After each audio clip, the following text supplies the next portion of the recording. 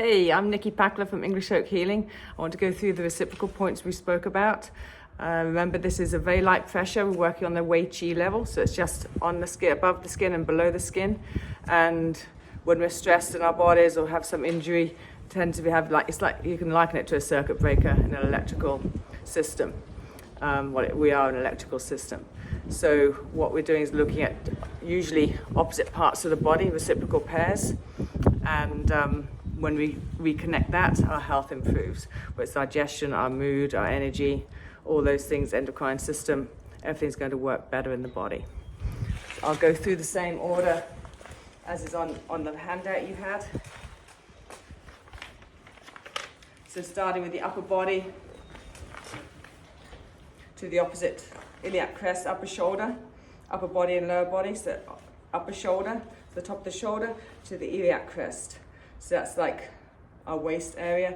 You'll feel, if you put your hand in here, you'll feel that, the pelvis through there. Then the shoulder tip, so that's just the outside here, to the hip, to the opposite hip.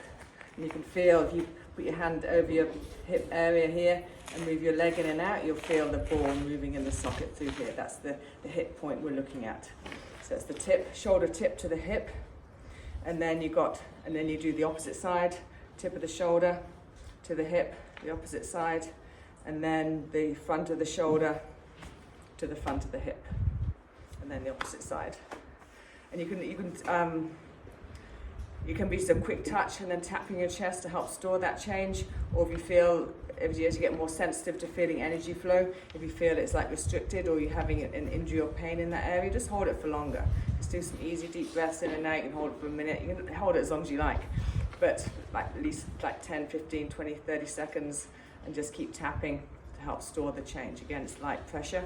Ideally, it's directly on the skin, because there's better conductivity, or at least through natural fabric like cotton. That would be helpful, but it'll still work otherwise. And then the back of the shoulder to the back of the hip.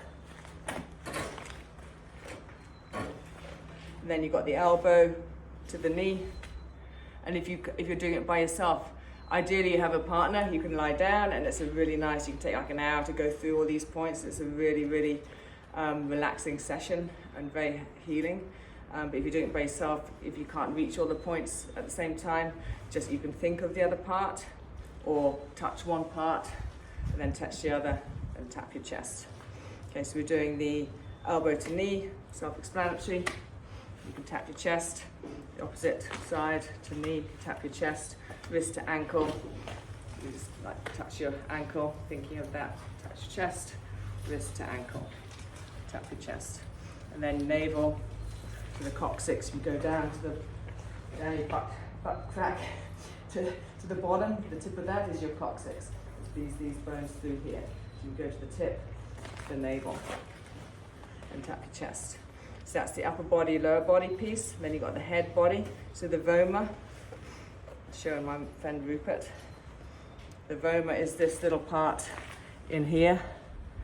Okay, so you put your finger up towards the roof of the mouth, or inside your mouth, pointing up to the top, you'll be on the voma. And then the xiphoid is the little the bottom of your sternum. So you can feel the cartilaginous plate through here, and the tip at the bottom is the xiphoid process. So you're going from here to the xiphoid. Then you've got the temporal bone, which is the brown area here, basically by the side of your ear, to the ilium bone, which is this big hip bone here, pelvic bone, not hip. Okay, so you've got the temple to the opposite side, tap your chest, temple to the opposite side, tap your chest. You can tap your head as well to help the brain connect, but it's less important because you're actually physically touching, so it's really storing the change. Just habits I got into. Then you've got the zygoma, cheekbone. So this little part here.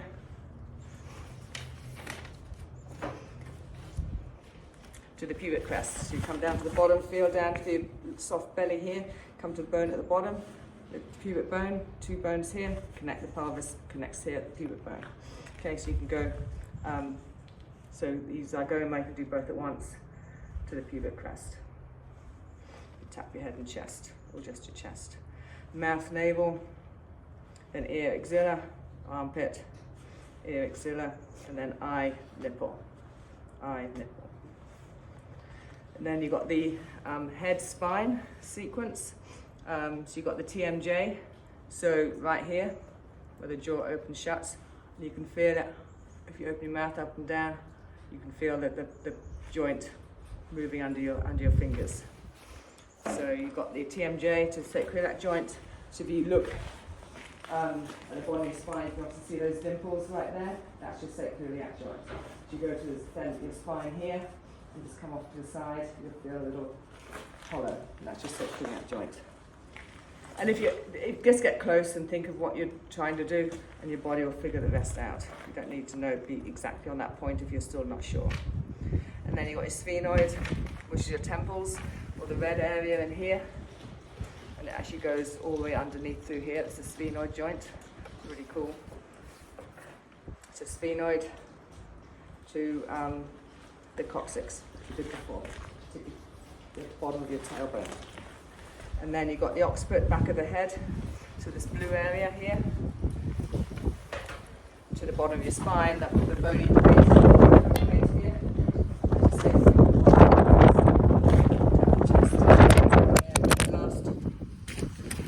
Oops. Hold on, guys. Hold on. It's really windy here, and the phone just blew off.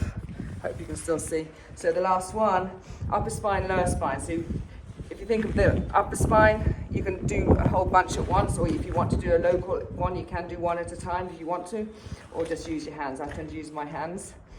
So upper spine, and then above the sacrum here, lower spine, and then I can't reach any further, so I have to come to the front and thinking of the spine. So you're just coming to the middle. And you can do one at a time. The top cervical vertebra corresponds to the fifth lumbar vertebra at the bottom. Okay? Hope that helps. Let me know how you do, and reach out for any questions. Bye for now. Thank you.